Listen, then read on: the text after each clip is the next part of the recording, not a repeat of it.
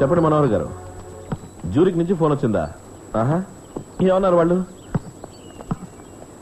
Really? Meeting కన్ఫర్మ్డా? లేదు లేదు లేదు, దట్స్ గుడ్ న్యూస్. మీరు ఓపెన్ చేయండి, మీరు లీగల్ డిపార్ట్మెంట్ తో మాట్లాడి కాంట్రాక్ట్ రెడీ చేయండి. మేము రేపు వైజాగ్ రావడానికి ఏర్పాట్లు చేసుకుంటాం. సునీల్ స్విట్జర్లాండ్ పార్టీ వచ్చే వారం కూడా వస్తున్నారు. ఎర్లీగా వచ్చేస్తాను రెడీ. ఇన్ఫాక్ట్ ఎల్లుండి. అండ్ కాంట్రాక్ట్స్ పైన సైన్ చేసేటప్పుడు బోర్డ్ ఆఫ్ డైరెక్టర్స్ అందరూ ఉంటారట. అందుకని రేపే మనం ఇక్కడి నుంచి బయలుదేరాలి.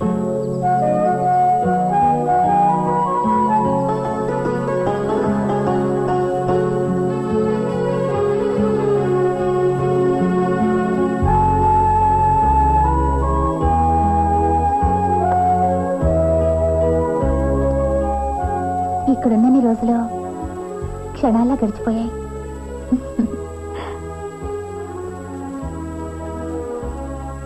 ఒక మాట చెప్పిన పూర్ణిమ, తాంబూలాల నుంచి తలంబ్రాల వరకు ఉండే సమయం ఉంది, భలే అద్భుతంగా ఉంటుంది. ఆ సమయం నువ్వు ప్రేమ్ జీవితాంతం గుర్తుంచుకుంటారు.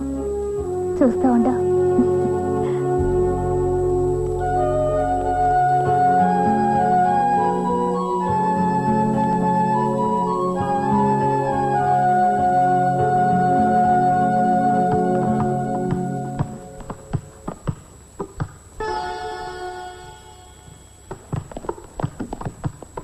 రాహుల్ ఇట్లా రారా.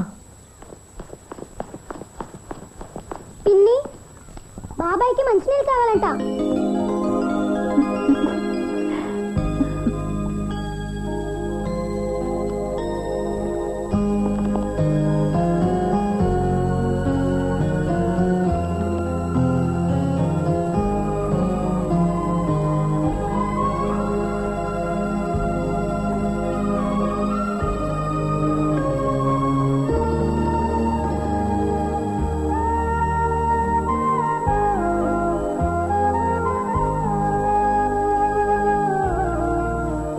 ఏమైనా చెప్పాలా?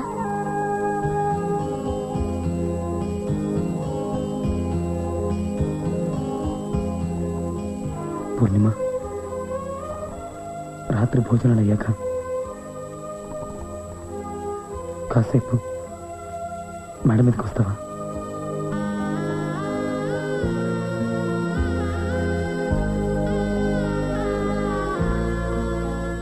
నీకు న్యాయం అనిపిస్తేనే, సరేనా?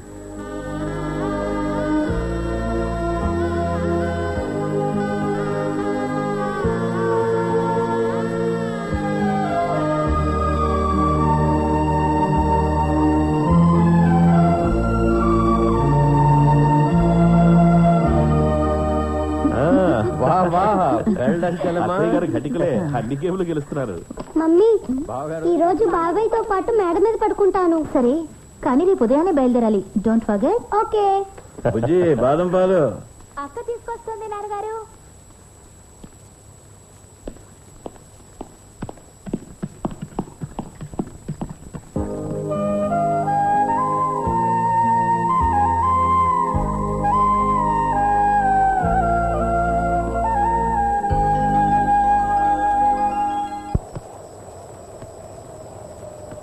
తెలిపింది చెలియేదో చిలిపి కళ్ళ బాసలో, మనసుగుతోంది ఆశ నిరాశల్లో, తీయని బాధే రేపే ఏకాంతం ఏ చెలియా.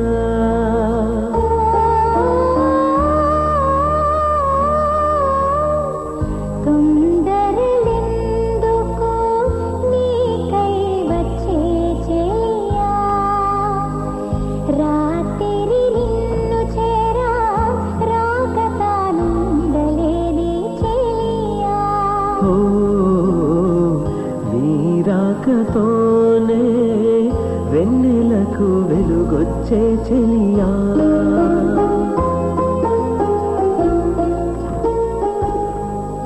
అందరికీ ఇష్టమని బాదం పాలు చేశాను. ఇష్టపడతారని తీసుకొచ్చాను. ఇక్కడ రాత్రులు చలి ఎక్కువగా ఉంటుంది. ఇప్పటిదాకా రాలేదే? రావేమో అనుకున్నాను. పడుకోకుండా మాట్లాడుకుంటున్నారు, అందుకే రావడానికి లేట్ అయింది. అంటే నువ్వు ఇక్కడికి రావడం ఎవరికి తెలీదా? బుజ్జికి తెలుసు, కానీ నేను నిద్రపోతున్నానని అందరికీ చెప్పింది. కానీ ఎవరైనా నీ గదిలోకి వెళ్ళి చూసి నువ్వు లేవని తెలిస్తే అప్పుడు?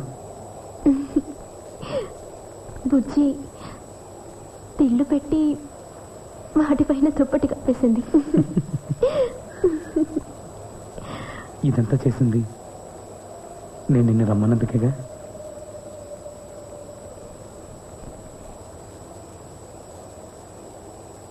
నేనే రావాలనుకున్నాను.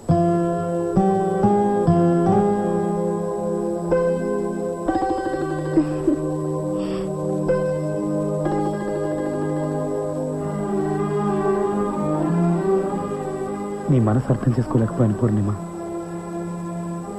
నువ్వు ఆ నెక్లెస్ వేసుకుని రావడం నేను ఇప్పటి వరకు గమనించనే లేదు.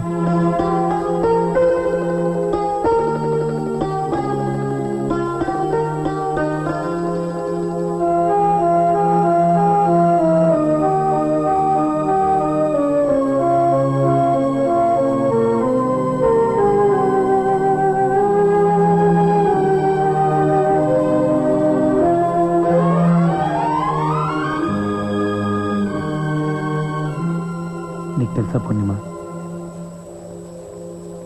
ఇక్కడికి వచ్చినప్పటి నుంచి ప్రతిరోజు నన్ను మేడ మీదకి పిలుద్దామని అనుకుంటూనే ఉన్నాను. నిన్ను పిలవడానికి సంకోచించాను, కానీ నిన్ను పిలిచే హక్కు నాకు మాత్రమే ఉందని తెలుసుకోలేకపోయాను. తెలుసుకున్నా ఇప్పుడు తెలుసుకున్నాను. రేపొద్దున్నే వెళ్ళే ముందు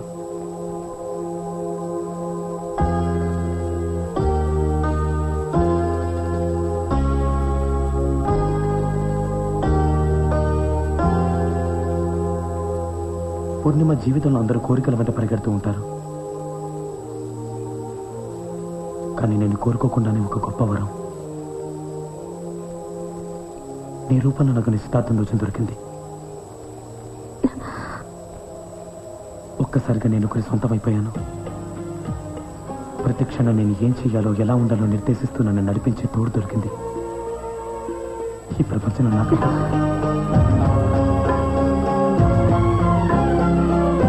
నా హక్కులే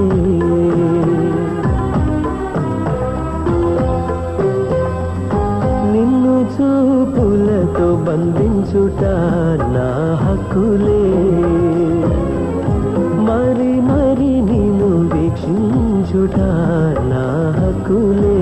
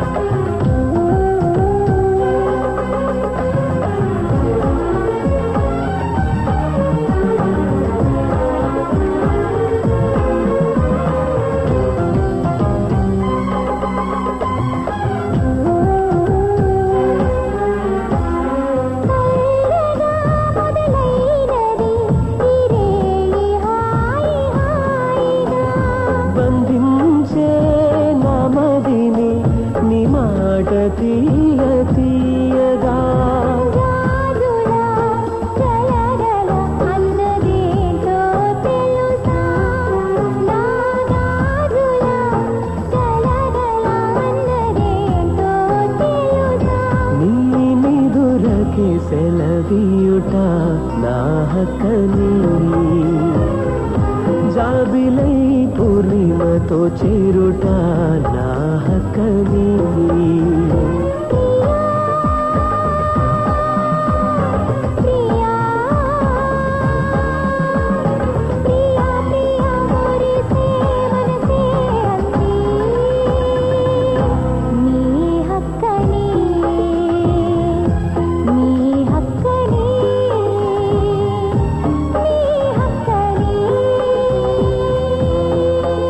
పూర్ణిమ నా చిన్న చిన్న విషయాలు కూడా నువ్వు ఎలా తెలుసుకుంటున్నావు నాకు అర్థం కావట్లేదు. నాకు జలుబు చేసిందని నువ్వు ఎలా కనిపెట్టావు? జలుబు చేసినప్పుడు మీరు ఇలా అంటుంటారుగా. ఎలా? ఇది మరోసారను?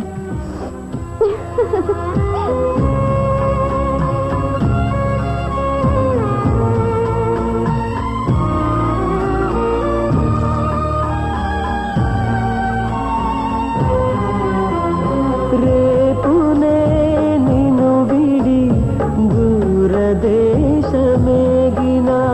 క్షణమైనా నీ మాటను మనసు మరచిపోదులే.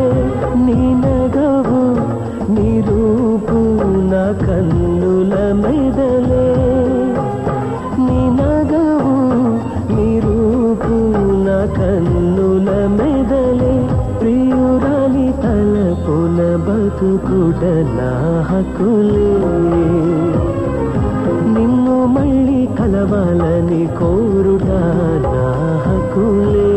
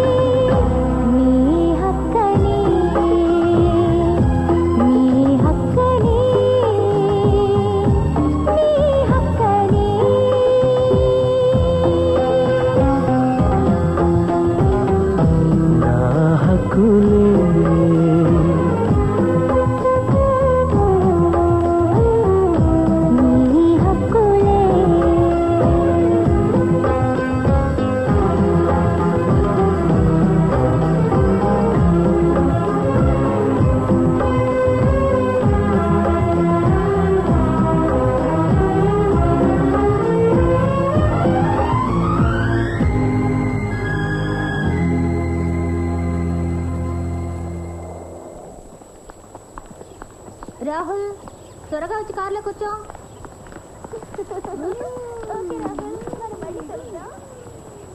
వస్తాను.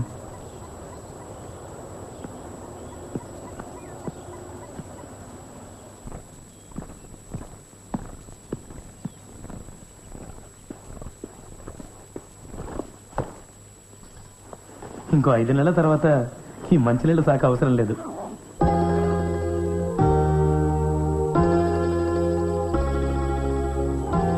ఇంకా పెళ్లికి 4 నెలల 2 వారాల 2 రోజుల టైం ఉంది.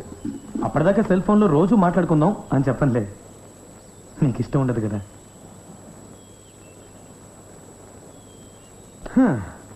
రోజంతా నెట్లో చాట్ చేయడం కూడా ఇష్టం ఉండదు. అందుకని బుద్ధిమంతుల్లాగా చక్కగా ఉత్తరాలు రాస్తుంటాను. తర్వాత మన ముందత్తంగా నల్ల ఫోన్కి ఫోన్ చేస్తుంటాను.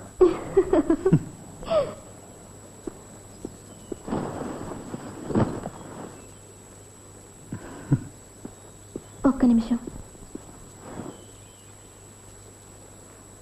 చల్లటి వస్తువులకి దూరంగా ఉండండి. ఇప్పుడిప్పుడే జలుబు తగ్గుతోంది.